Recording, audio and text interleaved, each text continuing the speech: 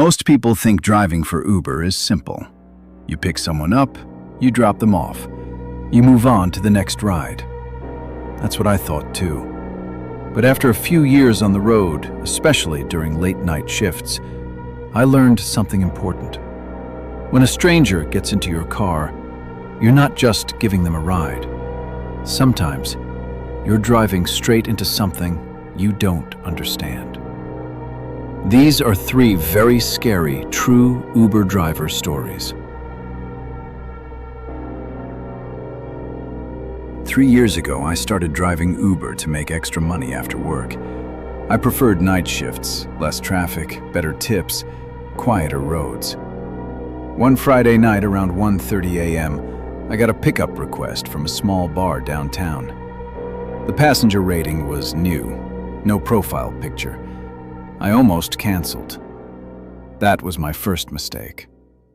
When I pulled up, a tall man in a dark jacket opened the back door and slid in without saying hello. "Evening," I said. He didn't respond. I started the trip. The destination was about 25 minutes away, on the edge of town. For the first 5 minutes, there was complete silence. Then he spoke. "You've been driving for about 2 years, right?" I felt a small chill. "Yeah," I said slowly. "Something like that." He chuckled quietly. "You live on Maple Street, don't you?" My hands tightened on the steering wheel. I never told passengers where I lived.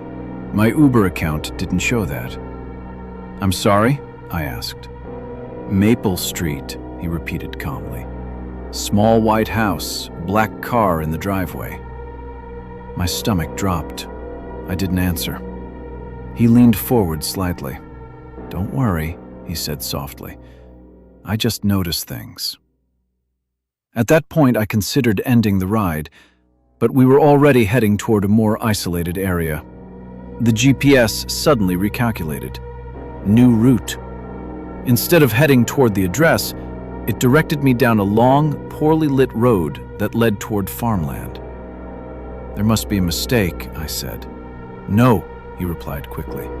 "This way is faster." It definitely wasn't faster. The road became darker. No streetlights, no houses, just trees and open fields. "Pull over up ahead," he said. "There's no address here," I told him. "Just pull over." My gut feeling was screaming at me. I slowed down, but instead of stopping completely, I kept rolling. "That's good," he said. "You can turn off the app now." My heart started pounding. Why would I do that? So no one tracks this ride. That was it. I pressed the emergency assistance button on the Uber app without him seeing. It silently shared my location. He must have noticed something change in my behavior. "Don't stop here," he suddenly said sharply. "Keep driving." I ignored him and accelerated toward the nearest main road, which I remembered was about 2 miles ahead. He started whispering something under his breath. I couldn't make it out. Then I saw headlights in the distance. A patrol car. I don't know if it was random or if Uber contacted them quickly, but the second the police lights flashed behind me, the man went silent. He leaned back and folded his hands. I pulled over immediately. The officer approached my window first. I quickly explained everything. When they asked the passenger for ID, he hesitated. They ran his name. Turns out, he had a history of stalking charges. The officer later told me something that still makes my skin crawl. They found printed photos of my house in his jacket pocket. After that night, I stopped driving in my own town. I still don't know how he knew so much about me, but I check my mirrors more often now. This happened to my cousin, who also drives Uber. She prefers early evening shifts instead of late nights. One quiet Sunday around 9 p.m., she got a pickup request from a grocery store parking lot. A young woman in a hoodie got in the back seat. She seemed nervous, kept looking over her shoulder. "Everything okay?" my cousin asked. Yeah, the girl replied quickly. Just please drive. The destination was in a calm suburban neighborhood. Nice houses, clean streets. But when they arrived, something felt off. The house was completely dark. No porch light, no lights inside. The passenger quickly gathered her bag. "Don't wait," she said firmly. "Just leave." "Are you sure this is the right house?" my cousin asked. "Yes, please, go." There was something urgent in her voice. My cousin drove off, but felt uneasy. About 20 minutes later, while waiting for another ride, she saw something pop up on her phone. A breaking news alert. Police respond to reported break-in in Westbrook subdivision. That was the same neighborhood. Her heart started racing.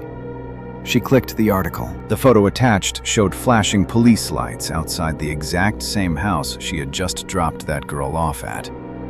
According to the report, a homeowner had called 911 after seeing someone enter their house through the back door. Security footage showed a person in a dark hoodie entering around 9:20 p.m. My cousin checked her ride history. 9:18 p.m. drop-off. Same time, same house, same hoodie. She realized something terrifying. She might have unknowingly driven someone to break into a house. The next day, police contacted her through Uber for information. They showed her security footage. It was the same girl, same jacket, same nervous behavior. My cousin kept replaying the ride in her mind. The way the girl said, "Don't wait." The way she kept checking behind her. She thought she was scared of someone following her, but maybe she was scared of getting caught. My cousin still drives, but she now waits a few seconds before leaving any drop-off at night, just to make sure the door actually opens. This last story happened to me about a year ago. It was raining heavily. One of those nights where the streets look empty and the reflections from headlights blur everything. Around midnight, I got a request from a bus stop on the edge of town. When I pulled up, a woman was standing there alone in the rain. She got in quickly, soaking wet and shaking. "Please drive," she said. "They're behind me." "Who is?" I asked. "Just go." I started the trip. She kept looking out the back window. "Do you see that car?" she asked suddenly. I looked in the mirror. There was a car behind us, but it turned off after 2 blocks. "No one's following us," I said gently. She didn't seem convinced. Halfway to the destination, she changed the drop-off location. "Actually, take me somewhere else," she said. "I don't think it's safe there." This happened 3 times. Each new address was random. At this point, I was uncomfortable. "Ma'am," I said carefully, "where exactly do you need to go?" She leaned forward slightly. "Just keep driving." Her voice was trembling. Rain hit the windshield harder. After about 15 minutes of driving with no clear destination, she suddenly went quiet. Too quiet. I glanced in the rearview mirror. The seat was empty. Completely empty. I slammed the brakes lightly and turned around. No one was there. The door hadn't opened. I would have heard it. I checked the back seat. Nothing. Her purse was gone too. I looked at the app. The ride had ended. No payment, no history, no record. I contacted Uber support thinking it was a glitch. They told me there was no ride request at that time, no pickup, no passenger. I thought maybe I imagined it, until the next day. I was watching the news while eating breakfast. There was a story about a missing woman, reported missing 2 days earlier, last seen near a bus stop during heavy rain. The photo appeared on screen. It was her. Same face, same eyes, same expression. Police believed she may have gotten into a vehicle willingly. I just sat there staring at the screen. I checked my car that night. The back seat was dry.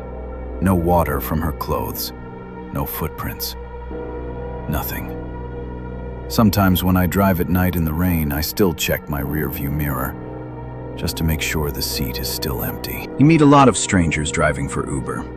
Most are normal, most are harmless. But every now and then, someone gets into your car and changes the way you see the road forever. Because once a stranger closes that back door, you don't really know who you're driving. And sometimes, you don't know if they were ever really there at all.